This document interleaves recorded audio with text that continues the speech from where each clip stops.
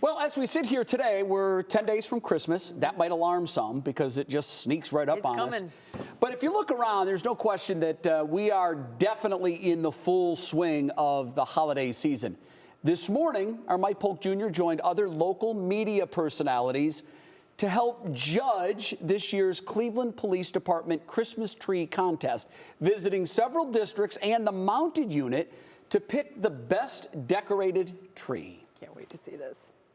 Which of these Christmas trees do you consider to be the best decorated? Hard to choose a favorite, isn't it? Well, at some point I'm going to have to, because I agreed to help judge this thing. Welcome to the second annual Cleveland Police Christmas Tree Decorating Competition. Units throughout town are vying for the prestigious title of Jolliest Decor. The competition is fierce, and as part of the blue ribbon panel of local TV reporters tasked with choosing a winner, the pressure is on. Each tree has been decorated in a manner that represents their respective unit. For example, the mounted unit leaned into that rustic equestrian vibe. So for the tree this year, we wanted to really emphasize the mounted unit and just wanted to show off, you know, like parts of the horses and the officers and everything that goes into it.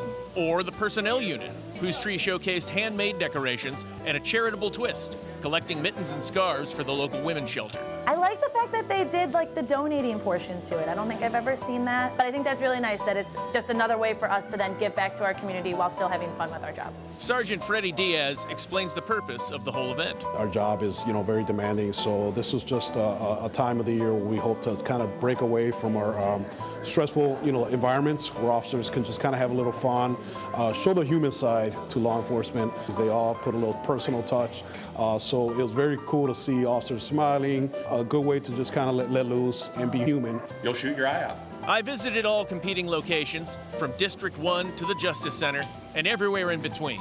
I took copious notes, rating each tree based on creativity, whimsy, and general jolliness. And now my fellow judges and I must convene and attempt to find a consensus winner among some very tough competition. And I could use some help, because when the competition is this sparkly, the glare gets pretty bright. Yeah, so I did the math, you guys, and the trick is, see, that's 11 trees there. I realized halfway through judging this thing that I'm going to actually have to help make a decision on this. And yes, you haven't done it yet? No, they don't announce it until Friday. That's when we're going to find out who the big winner is. Apparently, we're supposed to be having some sort of, what's the thing you pick, where you pick a pope? The smoke comes out of the chimney? That thing, yes. We're getting together for one of those. Thank you. And we're going to get together for a conclave. We're going to decide.